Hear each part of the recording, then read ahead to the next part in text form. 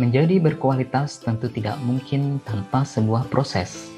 Ada beragam strategi untuk meningkatkan kualitas diri dalam sebuah organisasi. Izinkan saya, Agus Santoso, yang saat ini diberikan amanah di Subbagian Kearsipan dan Dokumentasi Multimedia ITS untuk berbagi tentang 7 Tools of Improvement. Sebelum kita membahas tentang apa itu 7 Tools of Improvement, ada kalanya kita perlu memahami apa itu gugus kendali mutu. Gugus kendali mutu merupakan suatu kegiatan di mana sekelompok karyawan yang terdiri dari 5-6 orang yang bekerja sama dan melakukan pertemuan secara berkala dalam mengupayakan pengendalian mutu dengan cara mengidentifikasikan, menganalisis, dan melakukan tindakan untuk menyelesaikan masalah yang dihadapi dalam pekerjaan dengan menggunakan alat-alat pengendalian mutu yang bisa kita sebut sebagai quality control tools. Tujuan dari gugus kendali mutu itu antara lain meningkatkan mutu dan mengurangi kesalahan, meningkatkan efisiensi, meningkatkan motivasi dan kemampuan kerja, meningkatkan rasa kerjasama yang lebih tinggi, meningkatkan dan memanfaatkan kreativitas dan inisiatif karyawan secara optimal, melatih semua karyawan untuk berpikir secara sistematis dan runtut, serta memberi kesempatan kepada semua karyawan untuk memiliki rasa tanggung jawab bersama dalam membuat bagiannya berprestasi. Metode gugus kendali mutu kita mengenal sebagai 8 langkah 7 alat atau DELTA. 8 langkah continuous improvement yaitu tentukan pokok permasalahan, analisa akar permasalahan, uji penyebab, menyusun rencana perbaikan, melaksanakan perbaikan, evaluasi hasil, standarisasi, dan tentukan rencana perbaikan selanjutnya. 7 alat quality control tools yaitu yang pertama, cause effect diagram atau fishbone, 2. check sheet, 3. control chart, 4. histogram, 5. Pareto chart, 6. scatter diagram, dan yang ketujuh adalah stratifikasi.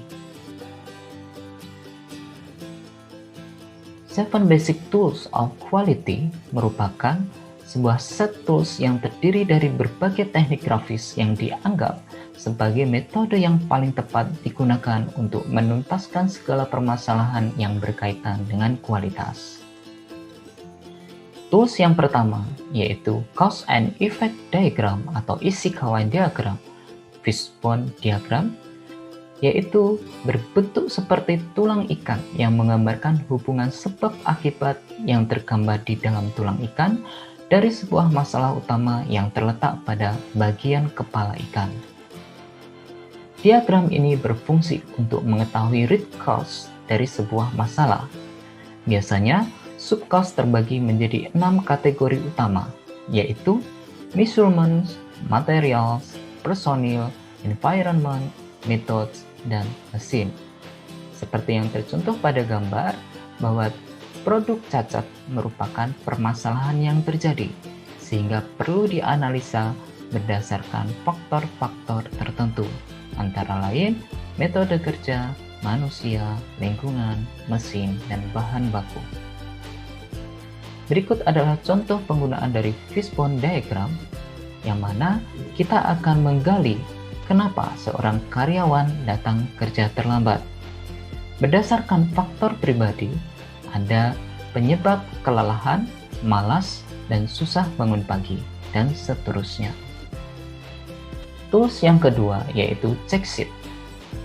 Check sheet merupakan sebuah dokumen atau form yang digunakan untuk mengumpulkan data secara real-time, langsung di lokasi di mana data dihasilkan. Data yang diambil dapat berupa data kualitatif dan kuantitatif.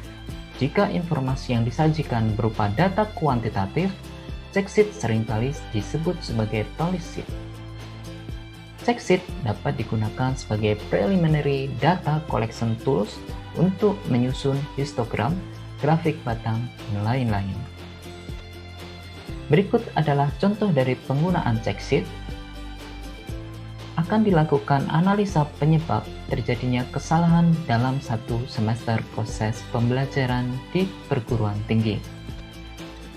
Berdasarkan hasil analisa, terdapat kesalahan yang disebabkan cara mengajar sebanyak 30 poin, pelayanan administrasi 20 poin, pelayanan perpustakaan 15 poin, buku teks kuno 13 poin, dan tidak ada dukungan sebanyak 22 poin.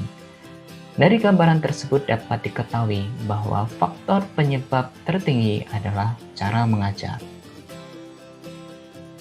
Tools yang berikutnya adalah control chart. Diagram ini dapat membantu untuk menentukan apakah suatu proses manufaktur atau bisnis dalam keadaan stabil dan sesuai prediksi atau sesuai kontrol. Dengan membandingkan data dari proses saat ini dengan data historis, kita dapat menentukan apakah proses saat ini terkontrol atau terpengaruh oleh suatu variasi tertentu. Tools yang berikutnya adalah histogram. Histogram membantu menampilkan frekuensi distribusi suatu data secara jelas dan tepat di antara beberapa grup sampel yang berbeda. Setiap batang atau bar menggambarkan sebuah grup dan ketinggian dari grup menggambarkan frekuensi dari data di dalam grup. Kita dapat menggunakan histogram untuk menentukan kelompok-kelompok faktor penyebab tidak berjalannya sebuah pelayanan yang optimal. Sedangkan frekuensi dapat mengukur seberapa banyak faktor-faktor tersebut terjadi dan berpengaruh terhadap suatu kinerja. Tools yang berikutnya adalah Pareto chart. Pada chart ini menunjukkan masalah berdasarkan urutan banyaknya jumlah kejadian, yaitu dari permasalahan yang paling banyak terjadi sampai pada permasalahan yang sedikit terjadi.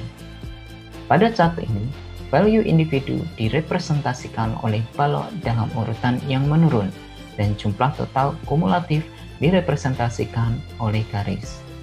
Anda dapat menggunakan Pareto chart ini dengan memanfaatkan sarana teknologi informasi.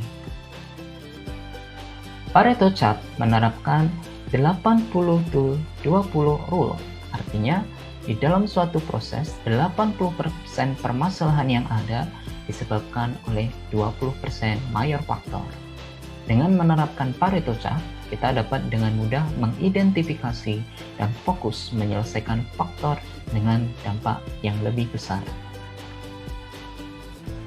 Tools yang berikutnya adalah scatter diagram. Scatter diagram sering digunakan sebagai analisis tindak lanjut untuk menentukan apakah penyebab yang ada benar-benar memberikan dampak pada karakteristik kualitas. Scatter plot menggambarkan nilai dari dua variabel yang berbeda. Titik-titik pada diagram menunjukkan intersection point atau titik temu dari dua variabel. Tujuannya yaitu untuk menentukan hubungan di antara permasalahan atau overall effect dengan penyebabnya. Tools yang berikutnya adalah stratifikasi.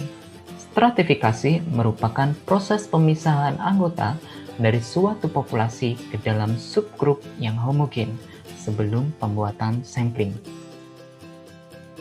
Manfaat dari stratifikasi ini antara lain mempermudah dan mempercepat analisa situasi dan masalah, membantu menentukan sumber masalah, mengurangi variabilitas data.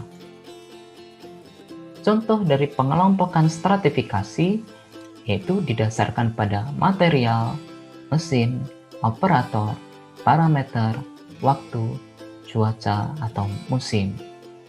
Masing-masing faktor tersebut akan dilihat diversifikasinya berdasarkan kriteria-kriteria tertentu.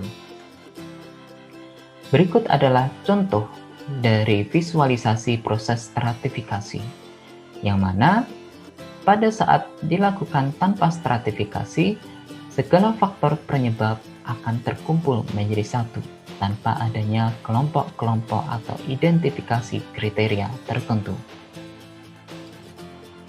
Berikut adalah contoh implementasi dari penggunaan beberapa tools quality control.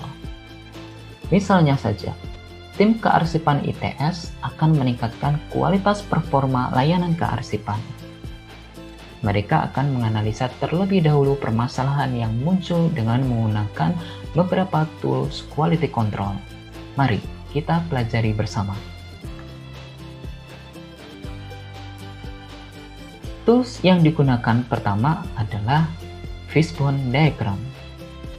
Di situ ada suatu kejadian yang mana pengelolaan arsip di ITS belum optimal, sehingga perlu digali faktor-faktor penyebab berdasarkan indikator mesin, metode, persons, environment, dan material.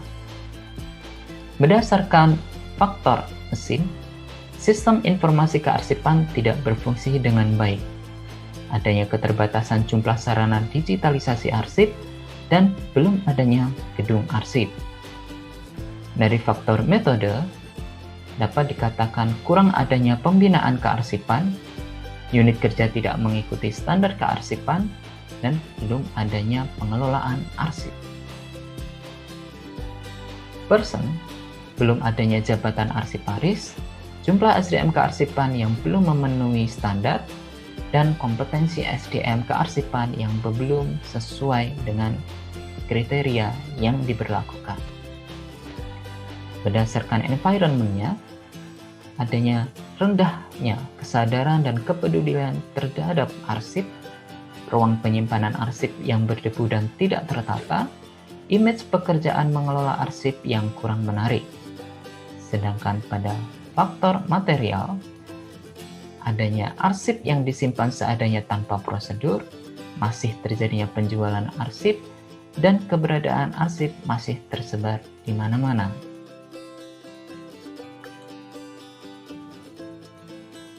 Tools yang kedua yang digunakan adalah check sheet. Tim kearsipan ingin mengevaluasi tentang kualitas layanan kearsipan yang telah diberikan, sehingga diperlukan pendataan kesalahan apa saja yang terjadi dan kesalahan apa yang sering terjadi. Berdasarkan analisa, terdapat beberapa faktor yang sering terjadi dalam proses pelayanan kearsipan, yaitu cara melayani sebanyak 11 kali kesalahan, cara menelusur arsip sebanyak 7 kali kesalahan, prosedur administrasi sebanyak 3 kali kesalahan, waktu pelayanan sebanyak 2 kali kesalahan, dan kinerja sistem informasi sebanyak 1 kesalahan. Berdasarkan check sheet tersebut, dapat diketahui bahwa cara melayani kearsipan menjadi faktor yang dominan dalam proses pelayanan kearsipan. Silakan Anda mencoba dengan tools quality control lainnya berdasarkan kasus-kasus yang Anda hadapi di unit kerja atau yang sesuai dengan tupoksi Anda pada unit kerja. Pastikan bahwa Anda memilih metode atau tools yang paling sesuai, paling efektif, paling efisien, paling mudah, dan paling Anda kuasai. Jangan lupa gunakan sarana berbasis teknologi informasi untuk membuat diagram-diagram yang sudah disajikan tadi. Ada suatu pernyataan menarik dari Winston Churchill, "To improve is to change, to be perfect is to change often." Untuk menjadi lebih baik, seharusnya kita berubah. Dan untuk menjadi sempurna, maka kita harus sering berubah. Selamat mencoba, selamat mempelajari, dan mari kita maju bersama demi kemajuan Institut Teknologi 10 November. Sampai ketemu di kesempatan berikutnya.